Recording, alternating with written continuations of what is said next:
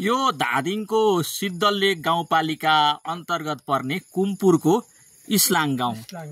दशैंमा घर आउँदा म घुम्दै फिर्दै यो गाउँ आइपुगेको छु र यहाँ मैले धेरै पछि एकजना हजुरबा भेट भयो। हाम्रो हजुरबाहरूको साथी पुजारी घले भनेर चाहिँ उहाँलाई चिनिन्छ, धेरैले चिन्नुहुन्छ। यो ठाउँका धादिङको नलाङ सलाङ कुम्पुरका बासिन्दाहरूले चिन्नुहुन्छ उहाँलाई।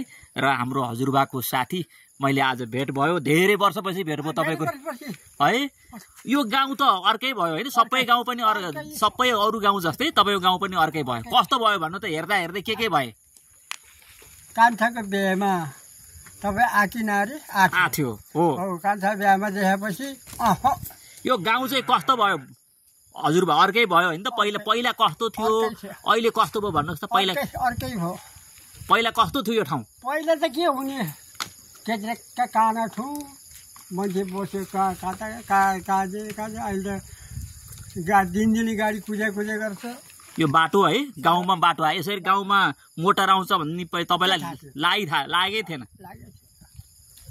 त्यही बाटो त ओहो के आउला, कुटुले खन्या बाटो के मोटर हिँड्ला त भनेको थियो। त्यो मेन बाटो त्यस्तो भयो।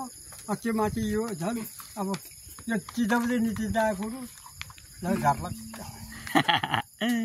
रमाइलो भयो। तलबाट खडेर यहाँ बिसौन पुर्याएको थियो पहिला।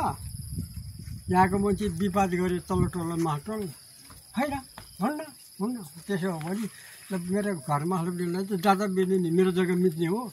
मासलपट्टि लैजानु मासले पारेको थियो, मेरो घर रोड पर्यो। हजुर फाइदै भयो? फाइदै भयो हजुर। कोही बेला नोक्सान पर्यो भनेपछि नोक्सान जे होला फाइदा चाहियो हो, हामीलाई विकास गर्नु पर्यो हो भएर दिएको थियो। अहिले मलाई पनि फाइदै भयो, आँगनमै गाडी आउँछ। अनि पहिला त यो दशैंमा हैन घर लिपपोत कमेरो समेरो लाउने चलन थियो। अहिले त कमेरो लाउनै नपर्ने घर बन्यो। बजारमा लाउनेले बजारमा किनेर ल्याउँछ रङ। हेर्नु अब अर्कै भयो भने हेर्दा हेर्दै अर्कै भयो। अब हजुरबाउको पालोमा हजुरबाउसित काम गरेर हिँडे मेरो साथी त्यो माथि बाना भयो अहिले है।